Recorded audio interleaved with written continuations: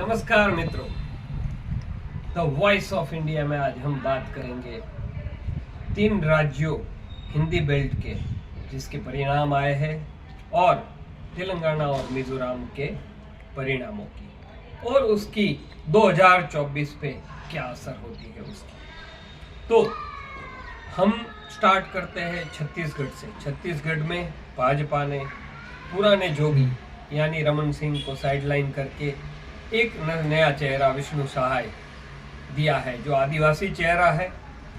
और फिर हम आते हैं मध्य प्रदेश में। तो मध्य प्रदेश में फिर से उन्होंने चौंका दिया है सबको। शिवराज को साइड पे रख के मोहन यादव को पसंद किया है। ये ओबीसी और यादव वोटों के लिए शायद एक नया गणित है। और तीसरा राजस्थान, जहां उन्होंने फिर से एक चौंका दिया है। जो भी रेस में थे, वसुंधरा राजे, दिया कुमारी और जितने भी चेहरे थे वो सबको साइडलाइन कर दिया और एक नया चेहरा भजन लाल। तो तीनों राज्यों में भाजपा ने पहले तो हाई कमांड की पसंद खड़ी कर दी है।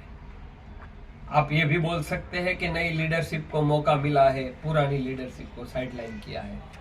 बट सबसे ज्यादा अगर कुछ हुआ है तो वो ये है कि अपने मोहरे सब जगह रख दी है। कोई ऐसी लीडरशिप अभी नहीं बची जो उनके सामने बोल पाए, हाई कमांड के सामने बोल पाए। और शायद हिंदी बेल्ट में प्रधानमंत्री की छवि इतनी व्यापक है और इतनी लोकप्रिय है कि शायद ये बेल्ट में इनको किसी की जरूरत भी नहीं है। क्योंकि हिंदी बेल्ट में 2019 या 2014 में भाजपा की जो सीटें थी उसमें और आज की लोकप्रियता में शायद कोई कमी नहीं आई है। तो आप ये मान के चल सकते हैं कि ये बेल्ट में जो रिजल्ट 24 में आएगा उसमें भी अभी से बोल सकते हैं कि शायद माहौल ऐसा ही रहेगा। रही बात तेलंगाना की, तो तेलंगाना में कांग्रेस ने बीआरएस को हरा के तेलंगाना जीता और रेवंत रेड्डी जो एक्सपेक्टेड थे उनको वहां का मुख्यमंत्री बनाया है। तो कर्नाटक और तेलंगाना से ये समझ सकते हैं कि जो साउथ बेल्ट है उसमें शायद कांग्रेस का प्रभाव 2019 से बढ़ा है।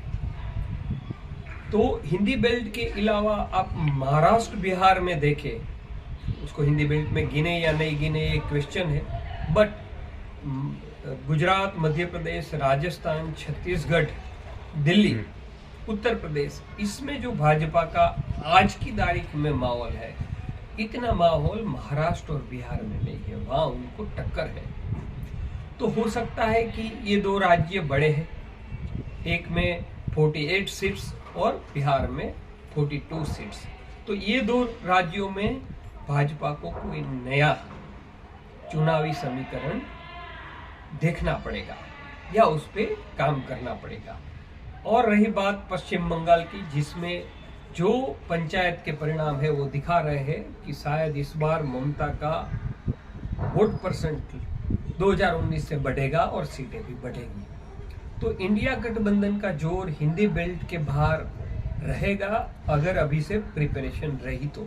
साउथ में भी रहेगा अगर रही तो। नॉर्थ ईस्ट में भी हो सकता है फाइट दे पाए। बट जहां पर कांग्रेस और भाजपा की सीधी फाइट है, ऐसे राज्य अगर आप देखेंगे तो वहां पर स्पेसिफिकली ये 5 राज्यों में भाजपा का माहौल आज की तारीख में ऐसा है कि वहां आज की तारीख में ये दिख रहा है कि कांग्रेस इतना कुछ नहीं कर पाएगी। जो साउथ में कर पाएगी वो गुजरात, राजस्थान, मध्य प्रदेश, उत्तर प्रदेश, दिल्ली, छत्तीसगढ़ में शायद कांग्रेस का प्रदर्शन ऐसा ना रहे। रही बात इंडिया गठबंधन की, तो इंडिया गठबंधन में जो तालमेल का अभाव है और लास्ट 3 महीने जो उनके लिए बहुत महत्वपूर्ण थे, अगर वो डिटेल प्रिपरेशन करना चाहते वो शायद उन्होंने नहीं किया या राज्यों पे ध्यान दिया।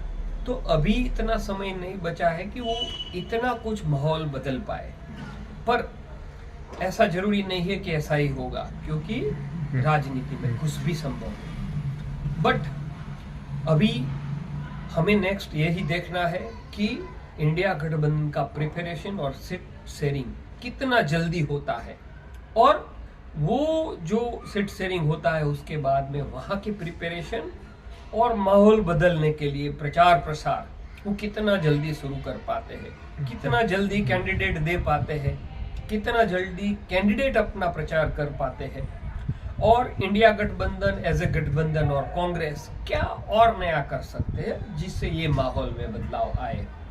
लेकिन आज के डेट में जो भाजपा का माहौल था और जो भाजपा के पक्षकार बोल रहे थे कि जब रिजल्ट आएगा तब देखिएगा मोदी मैजिक चलेगा, तो वो आज की डेट में तो मानना पड़ेगा कि ये राज्यों में जहां मध्य प्रदेश और छत्तीसगढ़ में कांग्रेस मजबूत थी, वहां भी भाजपा ने अपनी चुनावी रणनीति, डिटेल प्रिपरेशन, समीकरणों को साधना, जातिगत समीकरणों को साधना, ये सब मिला के वहाँ माहौल बदला है। तो यहाँ कांग्रेस के लिए क्या सीख आती है वो तो कांग्रेस देखेगी, बट आज माहौल भाजपा के पक्ष में ही मानना पड़ेगा, और चुनाव में या राजनीति में कुछ भी संभव है।